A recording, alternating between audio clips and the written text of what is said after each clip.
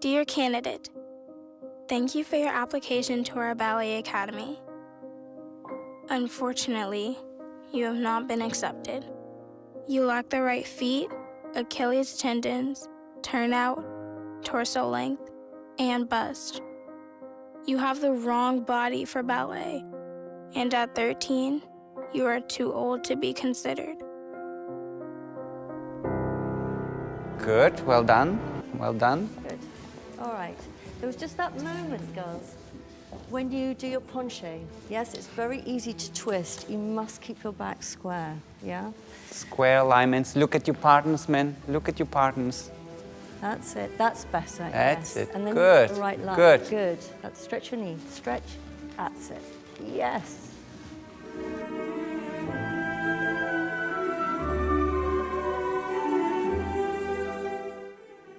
Take a moment and close your eyes. Picture a prima ballerina. Imagine how she moves and the natural flow of her body, but mostly envision how she looks.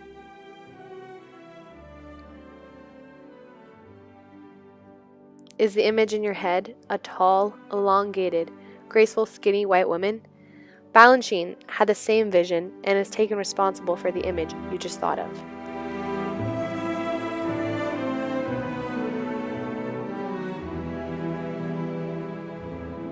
When most people imagine a classical ballet dancer, they think of a skinny, tall, and graceful woman with long arms and legs stretching across the stage. For many years, this is the image ballet has been exposed to. The goal to reach the ultimate figure to create the longest lines and most graceful technique us dancers strive for. The ultimate reason for this image ties back to the history of ballet and the man behind most ballets that we see in today's world, George Balanchine.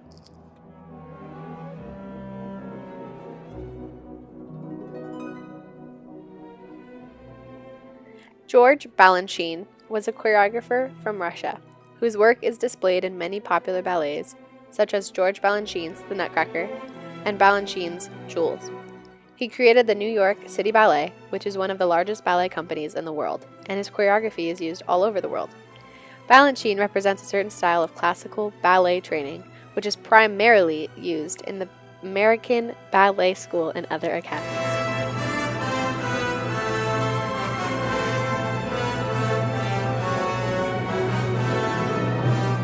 Many of his works were displayed with dancers in the simplest form, wearing only leotards and classical high buns.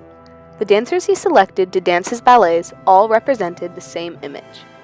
The image of the tall, skinny, almost prepubescent white girl.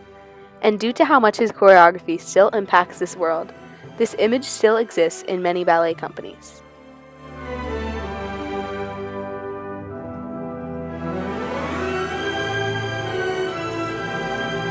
Misty Copeland is one of the few dancers that has made it into a professional company that has a different image than others. She is a part of the New York City Ballet, which was created and formed by Balanchine, which was mentioned earlier. Although she has a different body type, being more built and athletic looking, she was accepted and is still performing today as a role model to many people. Even though Misty is one of the few that has changed the dance industry, there are still many unanswered questions that haven't been brought up. Well, the American Ballet is kicking off at a brand new season. And one of the stars of the new season is the principal dancer, Misty Copeland. You know, she is breaking barriers. As a dancer, Olivia, do you think that Misty Copeland has done enough for the dance community? Well, especially for me as an aspiring dancer, I think it's so cool to see such a strong role model at such a high place in the dance community, but at the same time, really, with one person, it's definitely not going to be enough to change the entire dance community for the better.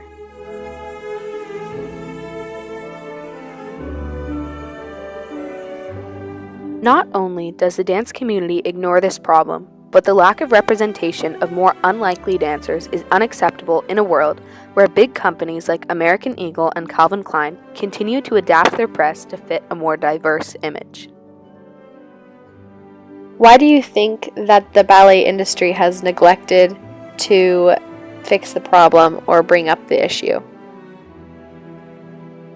Well, when choreographers start on their work, they have an idea of the dancers they want to perform their piece, and the idea they have in their head is what they see on stage of the long, skinny, tall dancer, and that's really what they want to represent their work.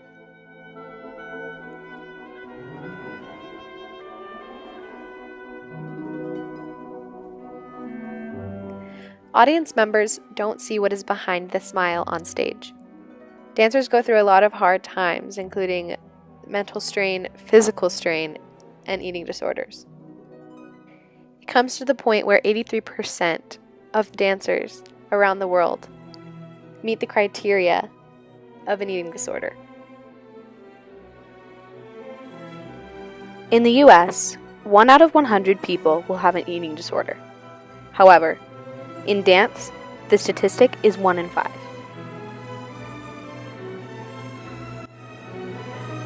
People don't really understand the mental strain of being a dancer and staring at yourself in the mirror for hours, being asked to judge yourself and perfect your technique. And when this is compared to that perfect body image, it really makes you feel lesser than and bad about yourself. There are a lot of stereotypes around dance, and that a lot of dancers have an eating disorder.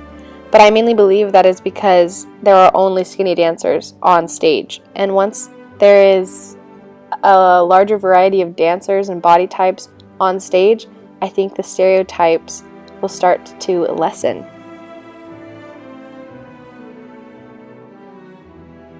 To live with the pain and dance with it. That was the code. Dancing not for her own eyes, but for the eyes of one man. The man who created ballet in America, the legendary Mr. B, the late George Balanchine. Kelsey Kirkland was a perfect example of someone who strived to be the best they could be and pushed themselves as far as they could before they broke for the eyes of one man rather than dancing for herself.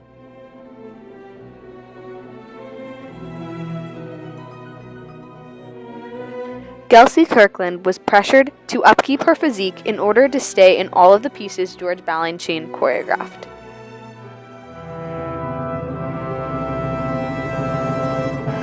Being 5'2" and a little bit more muscular for a dancer, I've definitely faced some of the struggles that we've been talking about throughout this podcast, like choreographers not choosing me for their work because I don't fit the image that they desire, or different friends and family not believing in me because they don't think I fit the image that a ballerina should.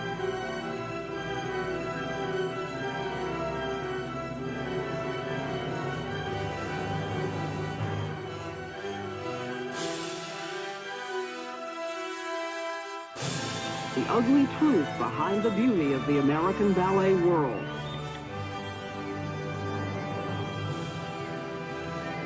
Dancers are conditioned to be passive, silent, even about the brutal training in the ballet studio.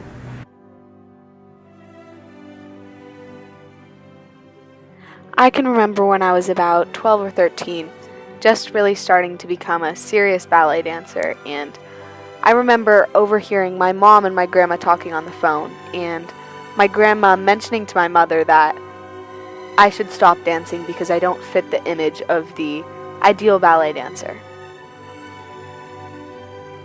Just hearing that as a 12, 13-year-old really impacts you, and I remember the years following that just being really insecure and always in tune with how my body was looking and comparing myself to that ideal image. With this idea of body image and how deeply rooted it is into the history of ballet, it's going to be very hard to change. Overall, I don't think dance will catch up to where it needs to be to fit in with society. The ugly truth behind the beauty of the American ballet world.